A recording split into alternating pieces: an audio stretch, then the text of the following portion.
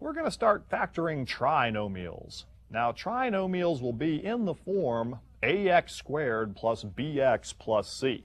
Now, don't worry about the ABC part. You know, the ABC part is just numbers in front there. This numbers are numerical things. And we're going to factor first when a, the number in front of the x squared there, is equal 1. Let me bring my hand up here. So this a in front of the x squared is always going to be 1 in the ones we start out with. Now, the rule here is if a trinomial will factor, the factors of a times c, now let's go back up top here, the outside numbers, the one in front of the x squared times the last number, the factors of a times c will always add to give you this middle number, b. Okay? And I call those rainbow numbers. And I can hum another tune for you. Somewhere over the rainbow. So let's go to our examples and we'll look at some of these. All right, now, oh, look at the color here. We just give you the color on the BCC network here. I tell you, the rainbow numbers. All right, so find the rainbow numbers. Now, what I call the rainbow numbers, this gives you the O and the I part of FOIL back. So when we factor trinomials, we're going to what's called unfoil. All right, now what number's in front of this x squared? Young, I don't see one. It's 1. So I'm going to go ahead and take these numbers, a and c, and multiply them together. 1 times 12, 12.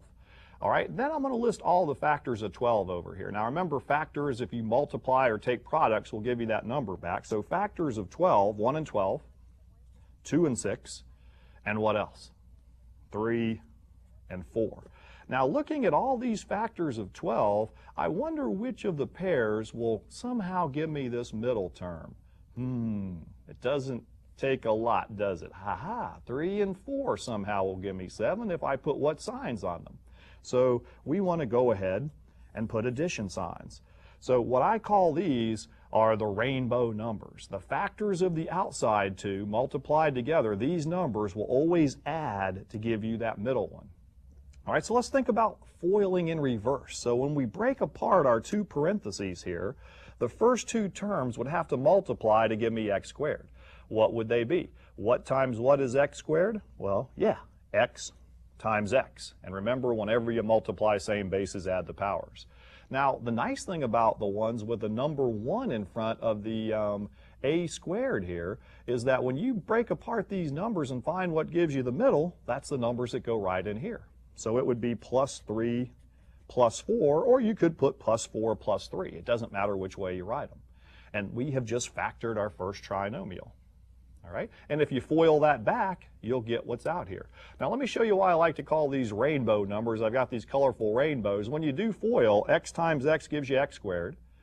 The outside two terms, the 4 and the x, gives you plus 4x.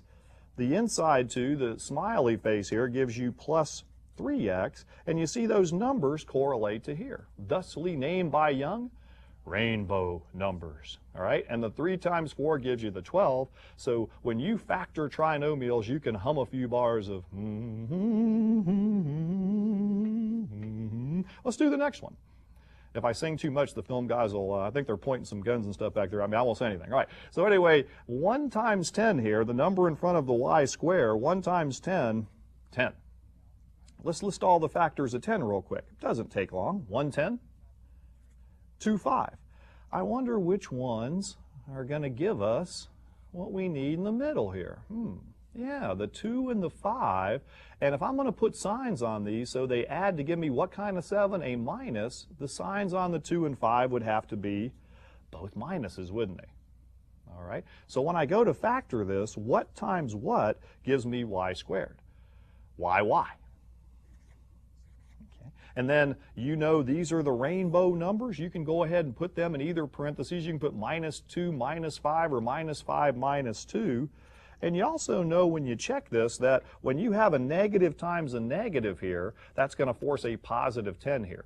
So this sign right here, notice the last number sign kind of tells me if that's a plus and that's a plus, then both of these signs either have to be both pluses, where notice in this case, when you have plus plus here, they were both pluses, as are the rainbow numbers.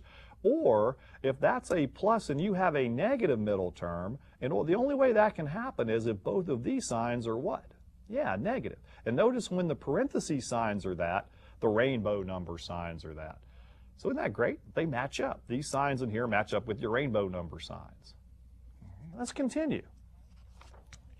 All right, so we're going to factor some more trinomials. I tried to pick some nastier ones and mix signs up here on you and stuff. Don't panic. Notice I still got the rainbows.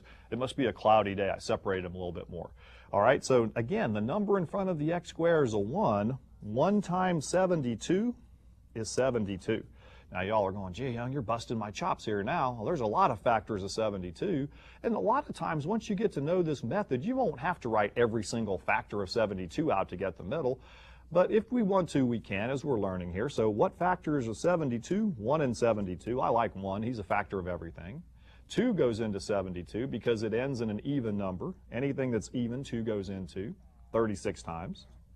There's an old divisibility rule for the number 3 in your basic math class. I don't know if all of you remember this out there, but if you have 72, I know that 3 goes into that. And you know how I know?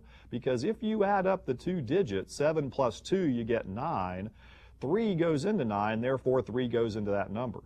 So if it's a number that's divisible by 3, 3 will break it apart. So 3 goes into 72. How many times?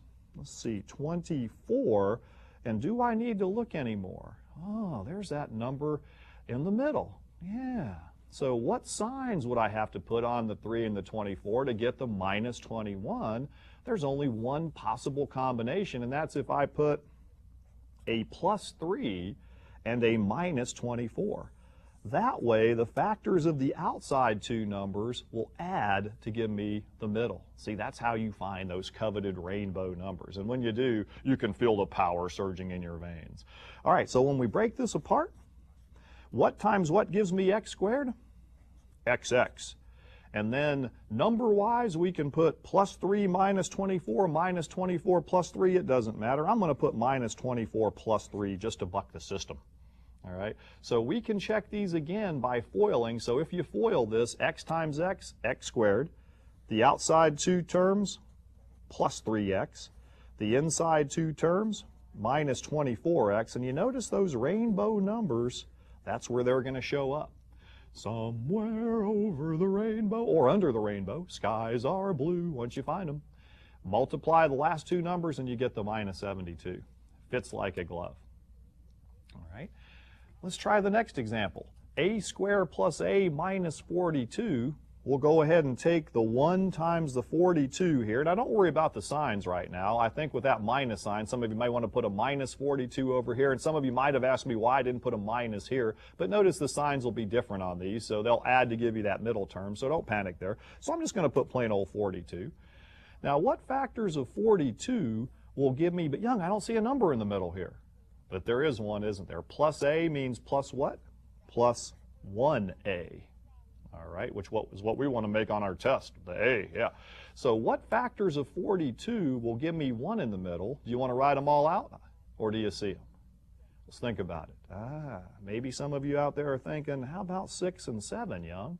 That multiplies to give me the outside numbers, and if I put the signs right, I can get that plus 1 in the middle. Now, what signs would I have to put on the 6 and the 7 to get a plus 1? Well, it would be a minus 6 plus 7. So I love this method. You can never make a sign error. It's great. It's great.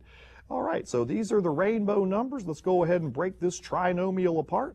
A minus 6 plus 7 minus 6. It doesn't matter. You want to see another way to check these? I know you couldn't wait to see. There's other ways to check these. Plug in some numbers, folks. Let's put a number in here for a. I'm going to let, in this case, show you what happens here. A equals 0. It's a very easy number to plug in here for all these a's. What's 0 squared? 0. Plus 1 times 0? 0. So these really go out, don't they? Leaves me with a minus 42.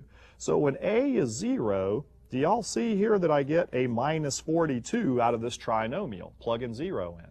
Let's do the same thing with this factored answer here. Let's put 0 in for a. And look what we end up with. 0 minus 6 is just minus 6, isn't it? 0 plus 7 is 7. Now look what I end up with. Negative 6 times 7. Are those factors that give me a negative 42? Sure is. It checks. See, and you could put any number in the universe in there, any real number for A, and you would get similar results. Isn't that cool? So there's lots of ways to check these things. And notice there's nothing in common in here as well. We'll come back to that in a second. All right, continuing our adventure here. Factoring trinomials in the form ax squared plus bx plus c when a is 1. My rainbows keep changing color. I hope you appreciate that out there in the audience. Now, one thing, hey, Young, this ain't in descending order. Let's get it in descending order. So I'm going to put that minus x squared first, minus 3x plus 108. So I just took it and wrote it in nice descending order. Now, why is it so important that a is 1? It makes it easier to factor. Now, is this a 1 here in front of the x squared? No, it's not 1, it's negative 1. So how do I get rid of that negative? Now, a lot of students will mistakenly, don't go here, dangerous place. They'll say multiply through by negative 1. But again, this is not an equation, so you can't go multiplying through by a negative 1. Don't go there. But what we can do is we can take and factor a negative 1 out of this trinomial and divide each term by negative 1. And what that does, it's going to change all the signs. So it changes the negatives into positives and the positive into negative. And if I multiply the negative 1 back through, I have not violated any rules. Okay. So now I'll go ahead and multiply. Let's take this trinomial inside here and deal with it. I'm going to take the 1 times the 108 and put 108 up here. Factors of 108 to give me 3. Now some of you are going, man, these numbers are getting larger. But don't panic. Let's go ahead and write them all out. This is going to help us with our divisibility rules as well. 1 times 108 is 108, but boy, that ain't going to get close to 3, is it? Nah. 2 goes into it because it's an even number. 2 goes into 108, I think 54 times, but that's still not going to give us 3. Will 3 go into this number? Well, if you add up the digits, 1 plus 0 plus 8, you get 9. Therefore, 3 will go into it evenly. All right, you could amaze your friends at parties with this. I don't know if you want to do this at parties, but we'll have a few drinks in it. Anyway, that's bad to say out there. I'm sorry. 3 into 108 goes 36 times. Doesn't work. All right. 4, let's see if 4 goes in there. I think 4 goes into 108, 27. So lots of combinations, but I still don't have the 3, do I? Now, there's a little rule for 6, a divisibility rule. If 2 and 3 goes into a number, 6 goes into it, guaranteed. If 2 works and 3 works, 6 works. 6 happens to go in there 18 times. Still not there. Still not there. Still not where I can get 3 out of this anyway, is there? 7 doesn't go into it. 8 doesn't go into it. Now there's another rule. The rule for 3 also works for the number 9. If you remember your basic math, 9 goes into 108 because the digits add up to be 9 or a multiple of 9. So that rule works like the 3 rule. And that rule will help us later too. 9 goes in there. Oop, there it is, 12 times. All right, so now to get our plus 3 in the middle, we can put what signs on the 9 and 12? We can put a plus 12 minus 9, and we have our rainbow numbers. We have our rainbow numbers. So now we can go ahead and leave that minus 1 out we took out, break this trinomial up, x, and then we can put minus 9 plus 12 minus 9, does not matter. Okay. Now, there's the answer. Textbooks may write this answer differently. They might take that negative 1 and multiply it by one or the other of these. All right, so this answer could also be written as, and what they'll do is they'll try to use a commutative property and switch these around on you. They could also write that answer 9 minus x times x plus 12. If they wanted to take the negative 1 and multiply it through there, these two, same answer.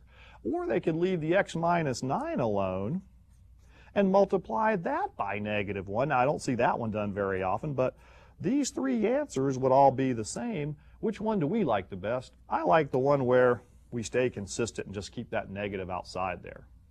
Okay?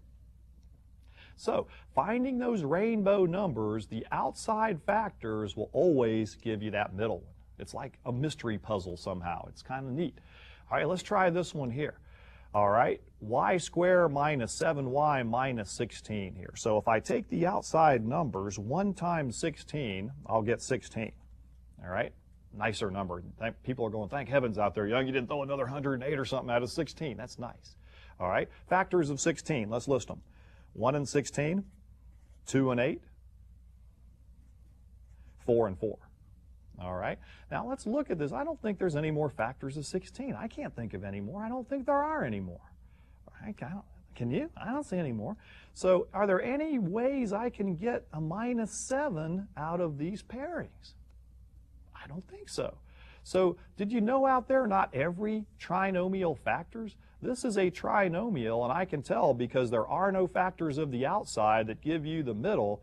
This is one that some textbooks put cannot factor, but what Young likes to write on these is prime, a prime polynomial. All right, so there are prime polynomials just like there are prime numbers. And think about prime numbers. We have prime numbers we can think about 2, 3, 5, 7, 11. Now what makes these numbers prime is that there's nothing that goes into it besides 1 in itself. All right, this is the same kind of creature here. All right, nothing breaks this apart. There are no factors that will give me that middle term, so I just call it a prime polynomial or cannot factor. All right, so we have been practicing today these factoring trinomials in the form ax squared plus bx plus c when a equals 1, and we'll come back to that in the next lesson. In closing, remember what it takes to succeed in mathematics: effort, desire, motivation, and drive. Stay focused, pay attention to detail, and always feel you can succeed. You may be surprised with the results. Take care, and we'll see you next time.